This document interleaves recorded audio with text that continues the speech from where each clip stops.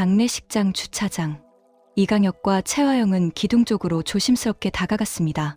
강혁이 낮은 목소리로 물었습니다. 누가 거기 있어? 침묵. 화영이 떨리는 목소리로 말했습니다. 강혁아.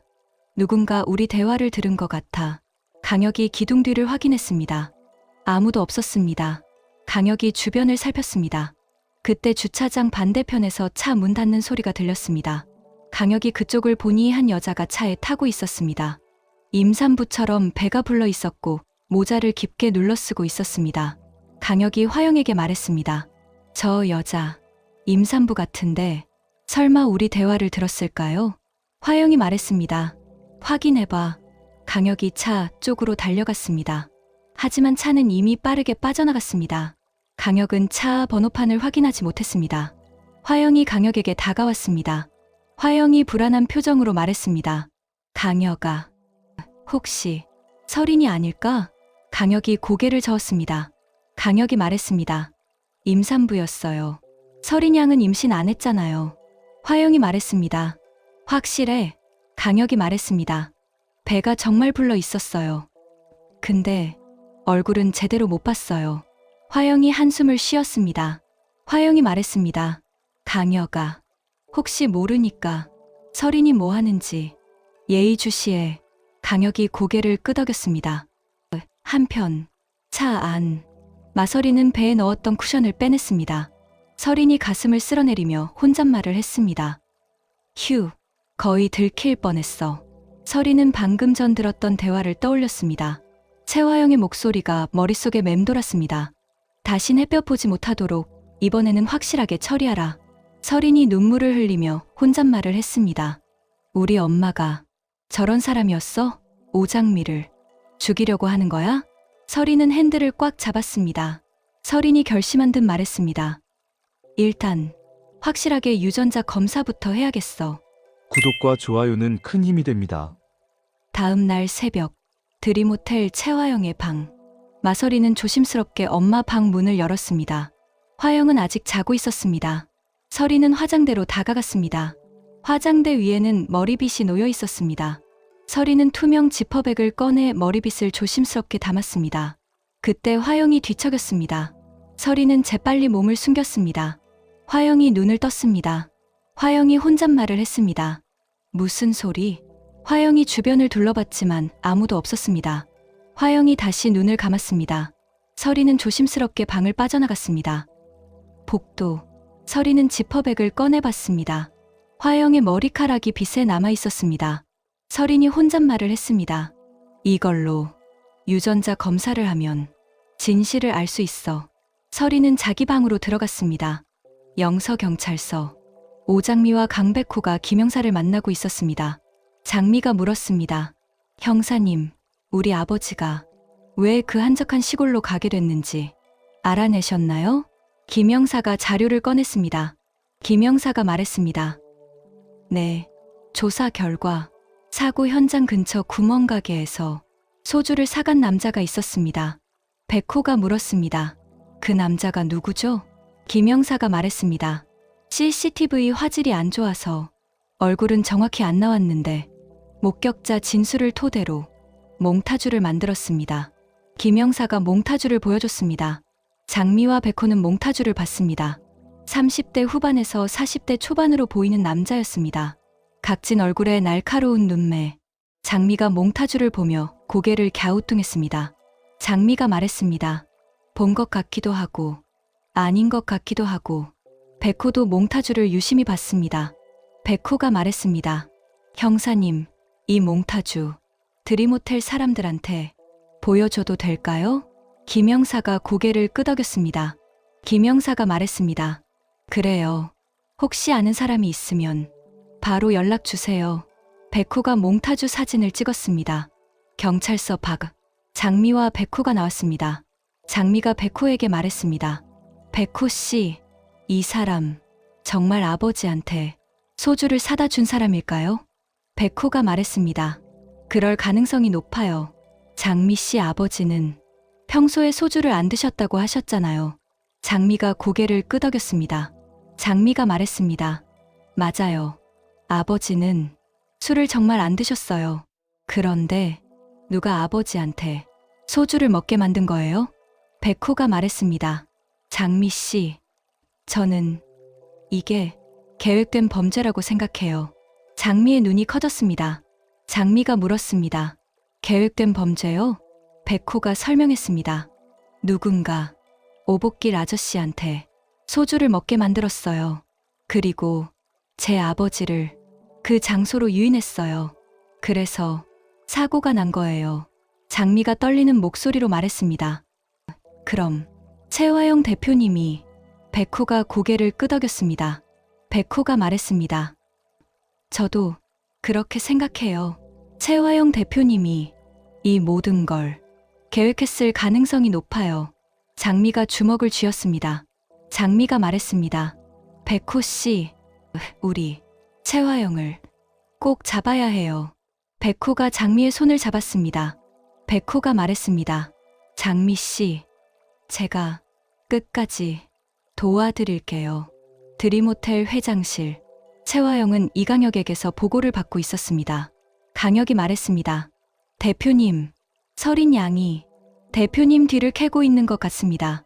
화영의 얼굴이 굳었습니다. 화영이 물었습니다. 뭐라고? 강혁이 자료를 보여줬습니다. 화면에는 마서린이 도서관에서 옛날 신문을 보는 모습이 찍혀 있었습니다. 강혁이 설명했습니다. 서린 양이 30년 전 신문을 찾고 있습니다. 특히 대표님이 마대창 회장님과 결혼한 기사를. 화영이 신문 사진을 봤습니다. 화영의 손이 떨렸습니다. 화영이 말했습니다. 서린이가 왜 이걸? 강혁이 조심스럽게 말했습니다. 대표님, 서린 양이 자기 출생에 대해 의심하고 있는 것 같습니다. 화영이 주먹을 쥐었습니다. 화영이 말했습니다. 서린이가 쌍둥이라는 걸 알게 된 거야. 강혁이 말했습니다. 아마도요. 그리고 서린 양이 대표님 방에 들어갔던 흔적도 있습니다. 화영이 놀라며 물었습니다. 내 방에? 강혁이 고개를 끄덕였습니다. 강혁이 말했습니다. 오늘 새벽에 서린 양이 대표님 방에 들어갔습니다. 그리고 뭔가를 가져간 것 같습니다. 화영이 화장대로 달려갔습니다. 화영이 확인했습니다. 머리빗이 없었습니다. 화영의 얼굴이 창백해졌습니다. 화영이 떨리는 목소리로 말했습니다. 머리빗을 가져갔어. 유전자 검사 하려고. 강혁이 물었습니다. 어떻게 하시겠습니까? 화영이 생각에 잠겼습니다. 화영이 말했습니다. 서린이를 예의주시해. 서린이가 어디 가는지, 누구 만나는지 다 보고해. 강혁이 고개를 끄덕였습니다. 화영이 혼잣말을 했습니다. 서린이 너무 눈치가 빨라. 그리고 입이 가벼워. 진실을 알게 되면 다 떠들고 다닐 거야. 화영은 알 수 없는 표정을 지었습니다. 강남봉의 집. 한영자는 강백호를 불렀습니다. 영자가 말했습니다. 백호야, 앉아봐. 백호가 앉았습니다. 영자가 서류를 꺼냈습니다. 영자가 말했습니다. 백호야, 오복길 씨가 돌아가셨어. 백호가 고개를 끄덕였습니다. 백호가 말했습니다. 네, 알고 있어요. 영자가 말했습니다.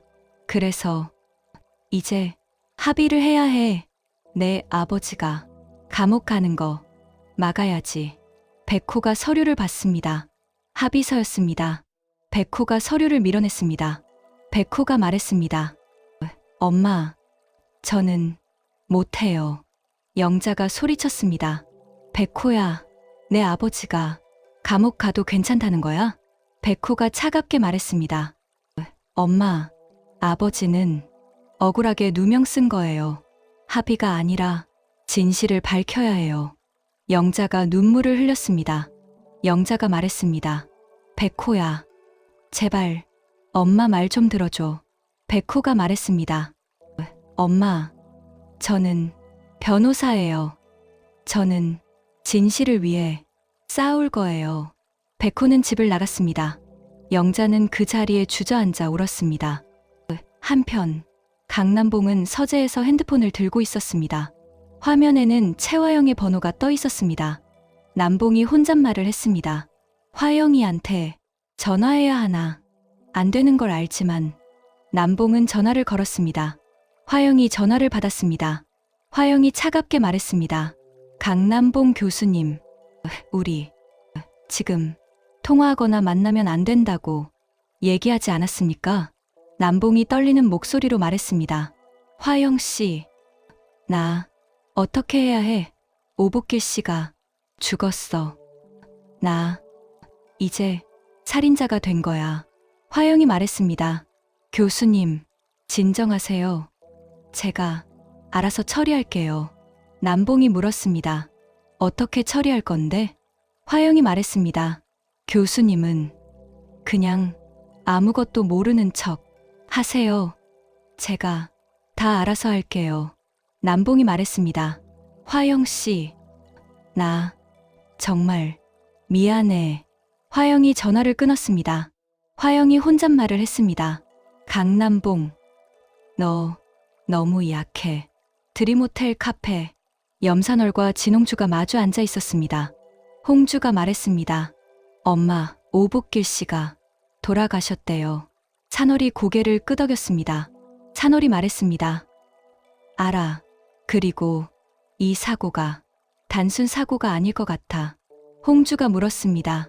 무슨 말씀이세요? 찬월이 설명했습니다. 채화영이 오복길을 죽이려고 한 것 같아. 홍주의 눈이 커졌습니다. 홍주가 물었습니다. 정말요? 찬월이 말했습니다. 내가 조사한 바로는 채화영이 오복길을 불렀어. 그리고 강남봉을 이용해서 사고를 낸 거야. 홍주가 말했습니다. 엄마, 이거 큰일인데요? 찬월이 웃었습니다. 찬월이 말했습니다. 그래, 그래서 이걸 마 회장님께 알려야겠어. 홍주가 물었습니다. 마 회장님께요? 찬월이 고개를 끄덕였습니다. 찬월이 말했습니다. 회장님이 알아야 해. 채화영이 어떤 사람인지. 홍주가 말했습니다. 엄마, 근데 증거가 있어야 하지 않을까요? 찬월이 말했습니다. 증거는 천천히 찾으면 돼. 일단 회장님한테 의심을 심는 게 중요해. 며칠 후 마대창의 회장실, 염산월이 들어왔습니다. 찬월이 조심스럽게 말했습니다. 회장님, 말씀드릴 게 있습니다. 대창이 물었습니다. 뭔데? 찬월이 말했습니다. 오복길 씨 사고, 혹시 채 대표님이랑 관련 있는 거 아닐까요? 대창의 눈이 날카로워졌습니다. 대창이 물었습니다. 무슨 근거로 그런 말을 하는 거야? 찬월이 설명했습니다. 회장님, 오복길 씨가 사고 나기 전에 채 대표님이랑 통화했어요. 그리고 채 대표님 차 내비에 사고 현장 주소가 찍혀 있었어요. 대창의 얼굴이 굳었습니다. 대창이 말했습니다. 정말이야? 찬월이 고개를 끄덕였습니다. 찬월이 말했습니다. 그리고 채 대표님이 서린 양을 감시하고 있어요. 대창이 물었습니다. 서린이를? 찬월이 말했습니다. 네, 서린 양이 자기 출생에 대해 의심하고 있는 것 같아요. 그래서 채 대표님이 불안해하는 것 같아요. 대창은 생각에 잠겼습니다. 대창이 말했습니다. 찬월아, 이 일 더 조사해봐. 그리고 증거를 확보해. 찬월이 고개를 끄덕였습니다. 유전자 검사센터. 마서리는 접수대에 서 있었습니다. 직원이 물었습니다. 어떤 검사를 원하시나요? 서린이 지퍼백을 꺼냈습니다. 서린이 말했습니다. 친자 확인 검사요. 직원이 지퍼백을 받았습니다. 직원이 물었습니다. 이게 검사 대상자 샘플인가요? 서린이 고개를 끄덕였습니다. 서린이 말했습니다. 네, 그리고 제 DNA도 같이 검사해 주세요. 직원이 설명했습니다. 알겠습니다. 구강 상피세포 채취하겠습니다. 직원이 서린의 입 안을 면봉으로 채취했습니다. 직원이 말했습니다. 검사 결과는 3일 후에 나옵니다. 서린이 고개를 끄덕였습니다. 서린이 나가려다 멈췄습니다. 서린이 물었습니다. 혹시 쌍둥이 검사도 할 수 있나요? 직원이 물었습니다. 쌍둥이 검사요? 서린이 설명했습니다. 제가 누군가랑 쌍둥이인지 확인하고 싶어요. 직원이 말했습니다. 그럼 그 사람 DNA 샘플이 필요합니다. 서린이 말했습니다. 알겠습니다. 나중에 다시 올게요. 서린은 검사센터를 나왔습니다. 밖에서 서린이 혼잣말을 했습니다. 이제 오장미 DNA를 구해야 해. 그런데 어떻게? 그때 서린의 머릿속에 번뜩 떠올랐습니다. 서린이 말했습니다. 반찬 가게, 오장민의 반찬 가게에 가면 될 거야. 다음 날 마서리는 집에서 변장을 하고 있었습니다. 서리는 배에 쿠션을 넣어 임산부처럼 만들었습니다. 그리고 마스크와 모자를 썼습니다. 서린이 거울을 보며 혼잣말을 했습니다.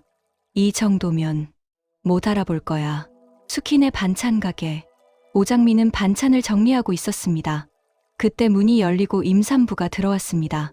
마서린이었습니다. 장미가 다가가며 말했습니다. 어서 오세요. 뭘 찾으세요? 서린은 장미를 봤습니다. 똑같은 얼굴. 서린의 심장이 빠르게 뛰었습니다. 서린이 떨리는 목소리로 말했습니다. 저기, 김치 있나요? 장미가 웃으며 말했습니다. 네, 이쪽으로 오세요. 장미가 서린을 김치 코너로 안내했습니다. 서린은 장미를 계속 봤습니다. 장미가 물었습니다. 손님, 괜찮으세요? 안색이 안 좋으신데. 서린이 말했습니다. 네, 괜찮아요. 장미가 김치를 보여줬습니다. 장미가 말했습니다. 이 김치가 저희 엄마가 직접 담근 거예요. 정말 맛있어요. 서린이 김치를 샀습니다. 장미가 포장을 해줬습니다. 그때 장미의 손에서 머리카락 한 올이 떨어졌습니다. 서린은 재빨리 머리카락을 주워 지퍼백에 넣었습니다. 장미가 포장을 건네며 말했습니다. 여기 있습니다. 조심히 가세요. 서린이 고개를 숙이며 말했습니다. 감사합니다. 서린은 가게를 나왔습니다. 밖에서 서린은 지퍼백을 꺼내봤습니다. 장미의 머리카락이 들어 있었습니다. 서린이 혼잣말을 했습니다. 이제 쌍둥이 검사를 할 수 있어. 한편 가게 건너편 이강혁이 차 안에서 서린을 지켜보고 있었습니다. 강혁이 핸드폰으로 사진을 찍었습니다. 강혁이 혼잣말을 했습니다. 서린 양이 오장민의 가게에 왔어. 대표님한테 보고해야겠어. 강혁은 최화영에게 전화를 걸었습니다. 며칠 후 강백호 변호사 사무실. 백호는 몽타주를 책상 위에 놓고 보고 있었습니다. 백호가 혼잣말을 했습니다. 이 사람 정말 본 것 같은데 누구지? 그때 백호의 핸드폰이 울렸습니다. 장미였습니다. 백호가 전화를 받았습니다. 네, 장미 씨. 장미가 다급하게 말했습니다. 백호 씨, 몽타주. 혹시 이강혁 실장 아닐까요? 백호의 눈이 커졌습니다. 백호가 물었습니다. 이강혁 실장이요? 장미가 말했습니다. 네, 제가 몽타주를 계속 보다가 문득 이강혁 실장이랑 닮은 것 같다는 생각이 들었어요. 백호가 컴퓨터로 이강혁 사진을 검색했습니다. 화면에 이강혁 사진이 떴습니다. 백호가 몽타주와 비교했습니다. 비슷했습니다. 백호가 떨리는 목소리로 말했습니다. 장미 씨, 맞는 것 같아요. 이강혁 실장이 오복길 아저씨한테 소주를 사다 준 사람일 수 있어요. 장미가 눈물을 흘리며 말했습니다. 그럼 이강혁 실장이 우리 아버지를 그렇게 만든 거예요? 백호가 말했습니다. 장미 씨, 저희 김영사님한테 알려야 해요. 드림호텔 회장실. 최화영은 이강혁에게서 보고를 받고 있었습니다. 강혁이 말했습니다. 대표님, 서린 양이 오장민의 반찬 가게에 다녀왔습니다. 화영의 얼굴이 굳었습니다. 화영이 물었습니다. 뭐라고? 강혁이 사진을 보여줬습니다. 화면에는 임산부 복장을 한 서린이 반찬 가게에서 나오는 모습이 찍혀 있었습니다. 화영이 말했습니다. 서린이가 오장미를 만났어. 강혁이 말했습니다. 그리고 서린 양이 뭔가를 가져간 것 같습니다. 화영이 물었습니다. 뭘 가져갔는데? 강혁이 말했습니다. 확실하지 않지만 아마도 오장미 DNA 샘플을 채취한 것 같습니다. 화영의 손이 떨렸습니다. 화영이 말했습니다. 설인이가 유전자 검사를 하려는 거야. 화영은 주먹을 쥐었습니다. 화영이 차갑게 말했습니다. 오장미를 없애야 해. 강혁이 놀라며 물었습니다. 대표님, 무슨 말씀을? 화영이 강혁을 노려봤습니다. 화영이 말했습니다. 강혁아, 오장미만 없으면 설인이가 쌍둥이라는 걸 증명할 수 없어. 그리고 진실도 영원히 묻힐 수 있어. 강혁이 떨리는 목소리로 말했습니다. 대표님, 그건 너무 위험합니다. 화영이 소리쳤습니다. 강혁아, 너 나랑 같이 30년 동안 이 비밀을 지켜왔잖아. 이제 와서 포기할 거야? 강혁은 침묵했습니다. 화영이 말했습니다. 오장미를 조용히 처리해. 사고처럼 보이게. 강혁이 고개를 끄덕였습니다. 42회가 종료되었습니다. 한편 유전자 검사센터 마설이는 결과를 기다리고 있었습니다. 직원이 서류를 건네며 말했습니다. 검사 결과 나왔습니다. 설인이 서류를 받아봤습니다. 친자 관계 불일치, 쌍둥이 관계 일치, 일란성 쌍둥이. 설인의 손이 떨렸습니다. 설인이 눈물을 흘리며 혼잣말을 했습니다. 정말 쌍둥이였어. 내 친엄마가 아니야. 설인은 서류를 꽉 쥐었습니다. 다음의 예고. 유전자 검사 결과로 마설인과 장미가 쌍둥이임이 확정. 마설인은 정숙희를 찾아가 당신이 제 친엄마예요? 라고 묻고 정숙희는 눈물을 흘리며 고백합니다. 이강혁은 최화영의 명령을 받고 장미를 없애려 하지만 강백호가 나타나 장미를 구합니다. 김영사는 몽타주를 보고 이강혁을 용의자로 지목하고 이강혁에게 출석을 요구합니다. 구독과 좋아요는 큰 힘이 됩니다. 오늘도 행복하세요.